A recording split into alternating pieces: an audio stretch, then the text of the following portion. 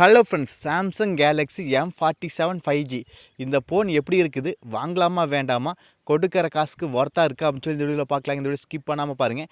அது கூடவே என்னென்ன சிறப்பு அம்சங்களை கொண்டுள்ளது அப்படின்னு சொல்லி கூட பார்க்கலாங்க.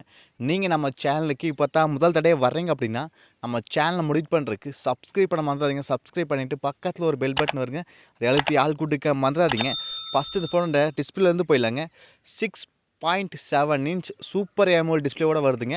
கூட நம்மளுக்கு 120 ஹெர்ட்ஸ் ரீஃப்ரெஷ் ரேட்டாக கொடுக்குறாங்க. பிரைட்னஸ் லெவல் வந்து 1200 nits கொடுக்குறாங்க.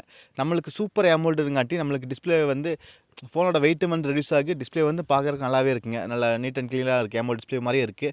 அப்புறம் 120 ஹெர்ட்ஸ் ரீஃப்ரெஷ் ரேட்டாக கொடுக்கறனால நம்மளுக்கு ஸ்க்ரோல் பண்ணுறது மூவ்மெண்ட் ஸ்பீடு அப்புறம் மல்டி டாஸ்கிங் இது மாதிரிலாம் ஃபாஸ்ட்டாகவே இருக்குங்க. எந்த ஒரு லேக் ஆகிற இஷ்யூலாம் இருக்கவே இருக்காதுங்க.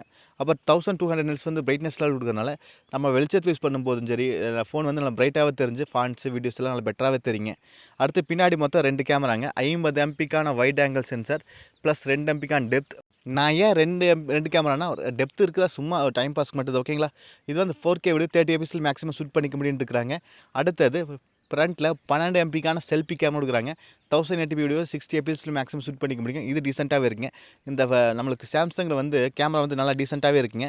அப்படி இருக்கும்போது இந்த 4K வீடியோ 30 fps ஷூட் பண்ணும்போது வீடியோ குவாலிட்டி எல்லாம் நல்லாவே இருக்குது ஓகேங்களா. அப்புறம் ப்ராஸ் பண்ணி ஃபோட்டோஸ் கொடுக்கும்போதுமே நல்லா பெட்டராகவே இருக்குது ஓகேங்களா.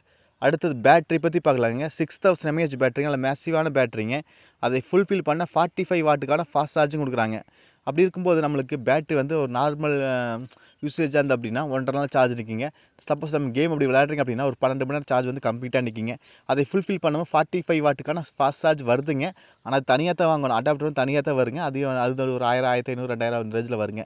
அப்புறம் இதில் வந்து நம்மளுக்கு 8GB RAM வேரியன்ட் இருக்குதுங்க. 128GB இன்டர் ஸ்டோரேஜ் மொபைலும் இருக்குதுங்க. சப்போஸ் 6GB RAM வேரியன்ட் வந்துச்சு அப்படின்னா 22,000 வர அதிக வாய்ப்பு இருக்குதுங்க. 8GB வந்துச்சு அப்படின்னா 24,000 வர அதிக வாய்ப்பு இருக்குது ஓகேங்களா. UFS 3.1 கொடுக்கறனால காப்பி பண்ணுறது பேஸ்ட் பண்ணுறது எல்லாம் ஃபாஸ்ட்டாகவே இருக்குங்க. கூடவே LPDDR5X RAM கொடுக்கறனால இன்னும் பெட்டராகவே இருக்குங்க. அது கூட ஸ்னாப்ட்ராகன் ப்ராசஸ் வரதுனால நல்லா பவர்ஃபுல்லாகவே இருக்குது ஃபோன் ஓகேங்களா. அது ஸ்னாப்ட்ராகன் 6 Gen 3 அப்படிங்கிற ப்ராசஸ் கொடுக்கறனால கூட LPDDR5X RAM கொடுக்கறனால அப்படி இருக்கும்போது நம்மளுக்கு ஃபோன் வந்து நல்லா ஃபாஸ்ட்டாகவே இருக்குது. கேம் விளையாடுறதுக்கு எல்லாமே நல்லாவே இருக்குது ஓகேங்களா.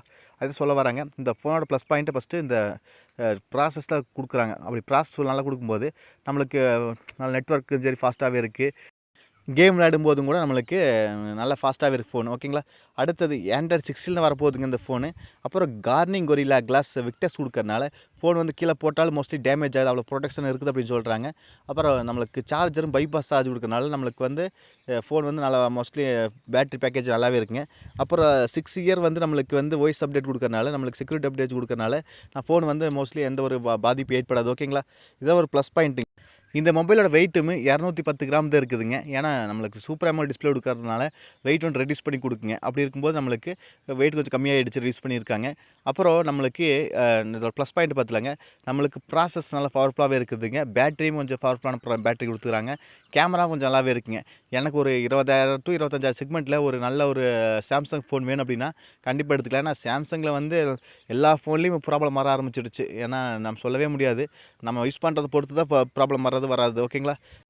நீங்கள் எத்தனை பேர் சாம்சங் மொபைலேருந்து இந்த வீடியோ பார்க்குறீங்கன்னு சொல்லுங்கள். உங்களுக்கு யூஸ் பண்ணுறதுக்கு சாம்சங் மொபைல் எப்படி இருக்குன்னு சொல்லுங்கள். ஏன்னா புதுசாக வாங்க போகிறவங்க தெரிஞ்சுக்கிட்டு என்ன கேட்ட ஒரு நல்ல ஃபோனே சொல்லுங்கள் ஓகேங்களா. உங்களுக்கு எப்படின்னு சொல்லி கண்டிப்பாக சொல்லுங்கள். நீங்கள் நம்ம சேனலுக்கு இப்போ தான் முதல் தடவை வர்றீங்க அப்படின்னு நம்ம சேனல் முடிவு பண்ணுறதுக்கு சப்ஸ்கிரைப் பண்ண மறந்துடாதீங்க. சப்ஸ்கிரைப் பண்ணிவிட்டு பக்கத்தில் ஒரு பெல் பட்டன் வந்து அழுத்தி ஆள் கொடுக்க மறந்துடாதீங்க. மீண்டும் ஒரு நல்ல பதிவு சந்திப்பு நண்பர்களே. Bye, take care.